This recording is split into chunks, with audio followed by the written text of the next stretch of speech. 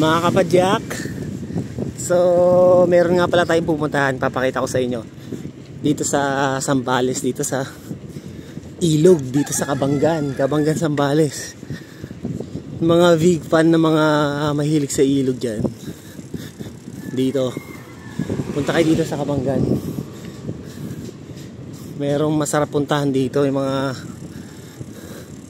trip talaga nila, yung mga ilog.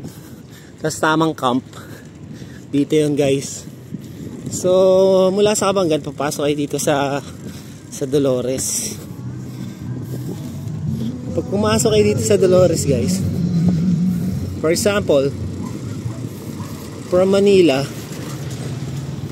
o saan mang lupalop galing ng south or north, pupunta lang kayo dito sa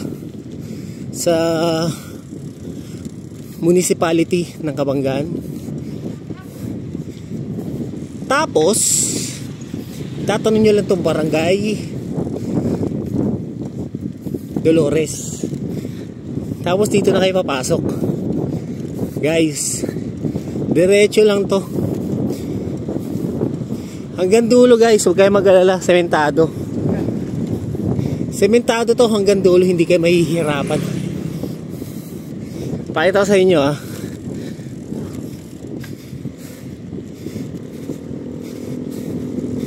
and take note, guys, wala siyang entrance. Hello! Hi! Wala siyang entrance. Ayun ang ang maganda. Unlike sa mga ibang falls or batis or ilog tawagin, may mga entrance. Hindi naman kamahalan. Pero dito walang entrance. Pero kung pupunta kayo sa Dapia, alam nyo ba yung Dapia, guys? Isunod nating Dapia. Unahin muna natin dito.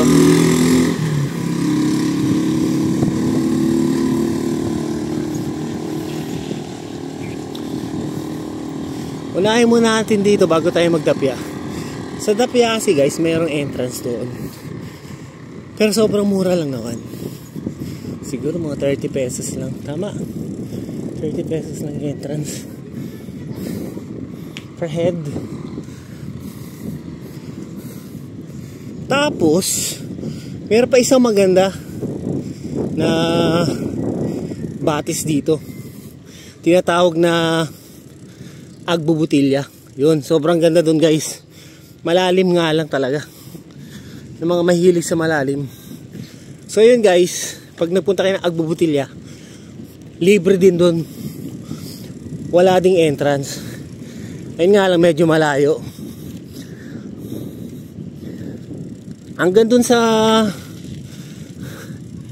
pwedeng dalahin nyo sa sasakyan nyo. For example, 4 wheels. Hanggang sa dulo, meron kayong may paparada nyo yung sasakyan nyo doon. Then after nyo maparada yung sasakyan nyo, guys, maglalakad pa kayo doon ng 15 minutes. Sige lang, salamat.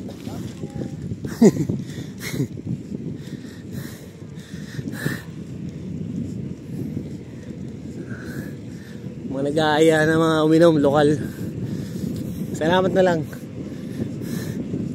Ayun. So balik tayo. Yung dun sa Agbubutilya hanggang sa dulo, pagdating nyo dun sa dulo, hanggang dun sa parking area. From parking area, maglalakad pa kayo, guys, ng 10 to 15 minutes bago nyo marating yung Agbubutilya. Grabe. Pero ang ganda ng daan. Hindi na katulad nung araw, sobrang napakasukal talaga. Nung araw, nilalakad lang talaga yun kasi mahirap eh. Hindi pa ganun ka-develop. Hindi pa ganun siya dinevelop dati. Na talagang masukal yung dadaanan mo. Pero ngayon rough road pa rin talaga siya. Mapapalabang kayo dun. Medyo matataas yung bato. Pero kaya naman ng ano, ng sedan. Kasi nakita ko may nakasedan eh. Sedan kaya, oo. Di ba? Dahan-dahan nga lang. Tapos pwede rin ng mga, syempre, ng mga truck. Yan. Kulong-kulong. Di ba? So yun guys, approaching na tayo. Malapit na, siguro mga 5 minutes na lang to.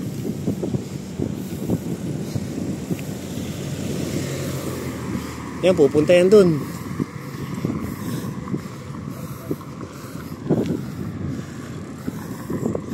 Nung araw sobrang masukal dito. Wala kang makikita ganito. Mabundok talaga to. Dito pa lang punong-puno na ng mga talahiban.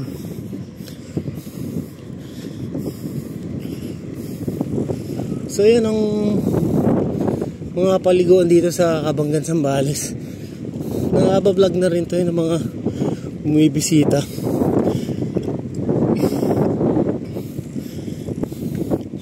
So pakita ko sa inyo. Shoutout sa mga mahilig sa mga ilog dyan. Mahilig mag-camp. Dito yon sa pasyal kayo dito sa Kabanggan. Mabait mga tao dito.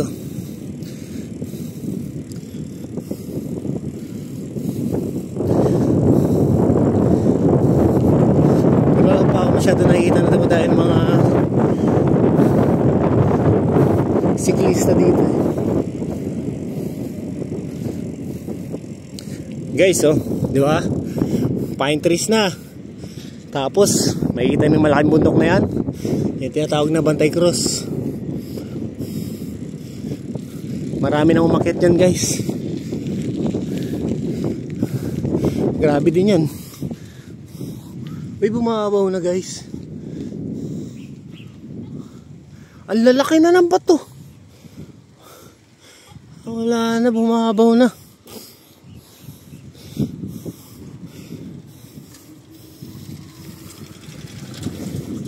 Tingnan natin hanggang dulo. Bumabaw na guys. Tapos sinambakan na naman lalaking bato. Ganda oh, di ba? Bumabaw na pala guys, sorry. Ngayon na lang ulit kasi ako nakabisita dito. Pag ganitong mga pa-summer na, talagang natutuyo na to eh. Ang mga talagang malalim dito, mga yan, mga June, July, August, September, October hanggang November guys, malalim pa yan. Eto, hindi ko alam kung ano meron dito. Hindi pa ako nakakasagad dito guys eh. Pero tingnan na rin natin. Piling ko meron pa maganda eksena dito.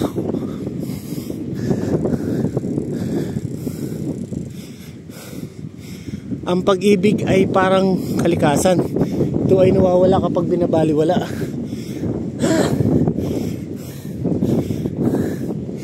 Ang ganda ng lugar, grabe. First time ko magbike hanggang dito. Kasi dati pag nagbabike ako hanggang doon lang.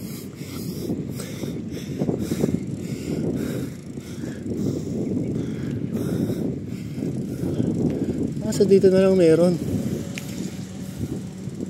Ah, ito. Ito na lang paliguan dito. Ate, wala nang paliguan, ito na lang. Hanggang dito na lang.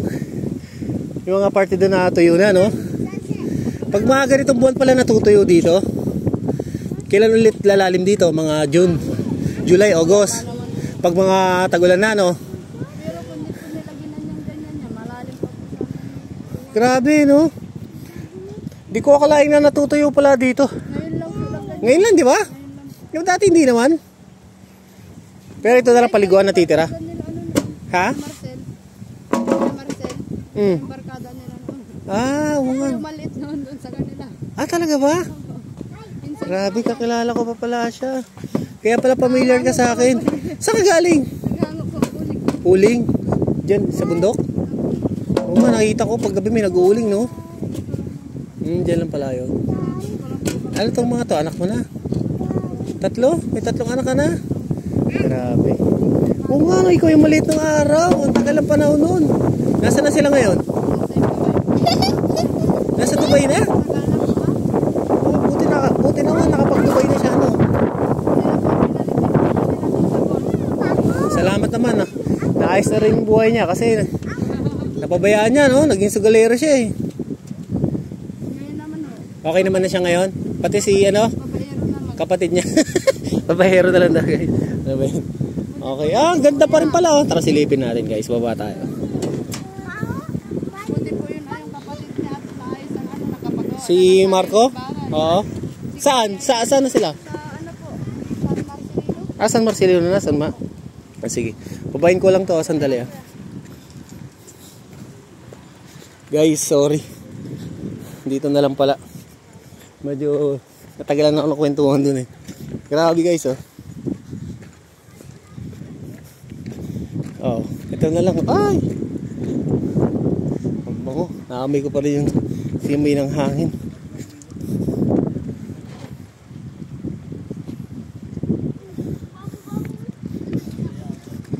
Tingnan natin yung malalim. Malalim? Malalim mababaw? Malalim? Gano'ng kalalim? Hindi naman, eh. Ha? Lipos. Ah, lipos mo lang.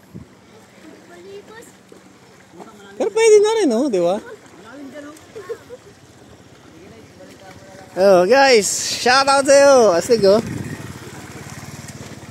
Wow, ang sarap, guys. Grabe dito. Lamig.